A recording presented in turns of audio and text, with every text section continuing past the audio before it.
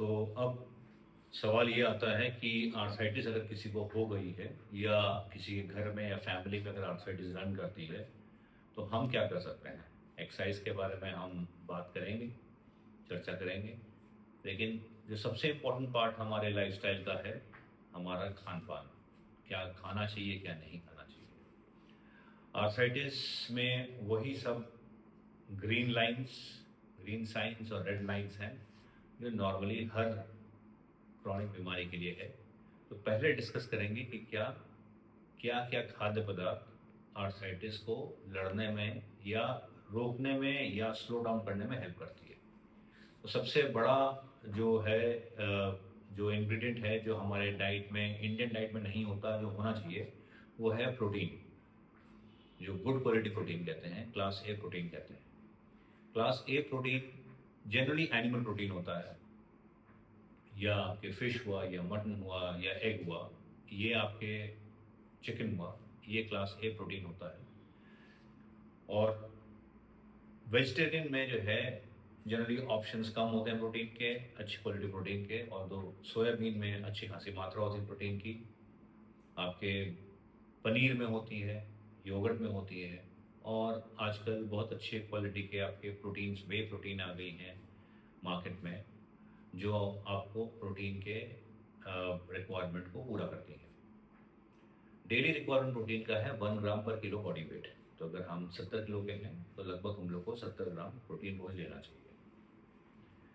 Protein खाना ज़रूरी क्यों है? क्योंकि मेजॉरिटी ऑफ मसल हमारे और मेजॉरिटी ऑफ कार्टिलेज जो होती है इन बोन में, जो सबसे इम्पोर्टेंट कॉन्स्टिट्यूंट होता है, जो स्ट्रेंथ देता है, वो प्रोटीन होता है। जैसे जैसे एज बढ़ती है, जैसे जैसे बीमारी बढ़ती है, आर्थराइटिस या लाइफस्टाइल, तो ये प्रोटीन घटने लगता है। तो प्रोटीन का रिप्लेनिशमेंट या प्रोटीन जितना खोया है उसको रिप्लेस करना नॉर्मली बहुत ज़रूरी है। तो नंबर एक ये कि प्रोटीन हमारे डाइट का एक अभिन्न अंग होना चाहिए। Number 2, vitamin D. हमको सबको पता है कि कैल्शियम बोन को मजबूत करती है, लेकिन कैल्शियम को बॉडी में एब्जॉर्ब करने के लिए विटामिन डी की ज़रूरत होती है। Indian food again vitamin D में डेफिशिएंट होती है, क्योंकि इंडियन फूड में हम लोग जो है नॉन वेजिटेरियन की मात्रा कम होती है। तो अगर नॉन वेजिटेरियन फूड आप खाते हैं तो विटामिन डी की डेफिशिएंसी इतनी नहीं होती है, लेकिन वेजिटेरियन लोग होते हैं और जो खाने के प्रति अवेयर नहीं रहते हैं, उनमें आपकी विटामिन डी की डेफिशिएंसी हो सकती है। विटामिन डी की डेफिशिएंसी को पूरा करने के लिए अगेन हम लोग बाहर से सप्लीमेंट ले सकते हैं। हफ्ते में 1 दिन सप्लीमेंट करते हैं तो वो काफ़ी रहता है। जनरली अगर आप अपना ब्लड टेस्ट कराएंगे तो 30 नैनोग्राम पर ml आपका जो है विटामिन डी की मात्रा होनी चाहिए मिनिमम। उससे नीचे है तो आपको विटामिन डी के सप्लीमेंटेशन लेना पड़ेगा। इसके अलावा आपके विटामिन ई और विटामिन सी आपको डेली रिक्वायरमेंट में लेना चाहिए, क्योंकि ये रीजनरेशन में हेल्प करता है। तीसरा जो कंपोनेंट है आता है कि क्या क्या हमको अवॉइड करना है। तो इसमें नंबर 1 लिस्ट में है कार्बोहाइड्रेट, मतलब शुगर। हमारे यहाँ लगभग 70 से 80% इंडियन फूड में कार्ब का जो है मात्रा ज़्यादा होता है, क्योंकि हम लोग का खाना जनरली सीरियल डिपेंडेंट है,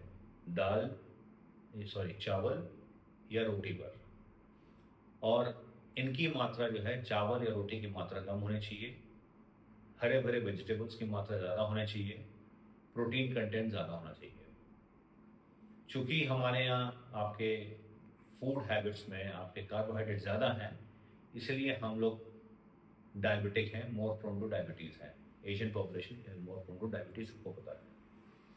अगर आर्थराइटिस है तो डायबिटीज़ को कंट्रोल करना ज़रूरी है, नहीं भी है तो भी डायबिटीज़ को कंट्रोल करना ज़रूरी है। इसके लिए आपको सीरियल की मात्रा को कम करनी पड़ेगी और उसको रिप्लेस करना पड़ेगा ग्रीन लीफी वेजिटेबल्स, हरी भरी सब्जियों के साथ या प्रोटीन की कंटेंट के साथ।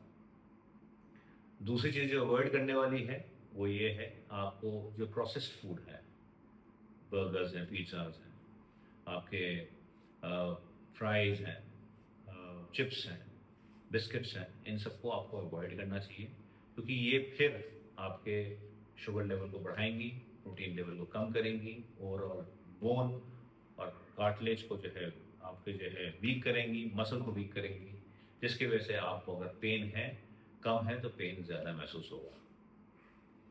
तीसरी चीज़ जो हम लोग जो हैं अवॉइड कर सकते हैं ऑस्टियोआर्थराइटिस में कि कि आपको ऑस्टियोपोरोसिस ना हो। ऑस्टियोपोरोसिस में क्या होता है कि हड्डियाँ वीक हो जाती हैं। अगर हड्डियाँ वीक हो गई, ढांचा वीक हो गया तो आर्थराइटिस का पेन बढ़ जाता है। 65 साल की उम्र के बाद हर आदमी को, चाहे वो मतलब मैन हो या वुमेन हो, उनको ऑस्टियोपोरोसिस का जो है डायग्नोसिस कराना चाहिए डेक्सा बोन स्कैन के साथ। और अगर डायग्नोसिस में डेक्सा ऑस्टियोपोरोसिस आता है तो उसका इलाज सिंपल मेडिकेशन के साथ या इंजेक्शन के साथ करना चाहिए। इसकी वजह से आपके बोन्स, जॉइंट्स और मसल्स एकदम हेल्दी रह सकते हैं। तो ये रहा संक्षिप्त में क्या क्या खाद्य पदार्थ और क्या क्या न्यूट्रिएंट्स आपको लेने चाहिए ताकि आपके बोन्स और जॉइंट्स आपके मजबूत रहें, हेल्दी रहें और आर्थराइटिस को, ये पेन को आपको लड़ने में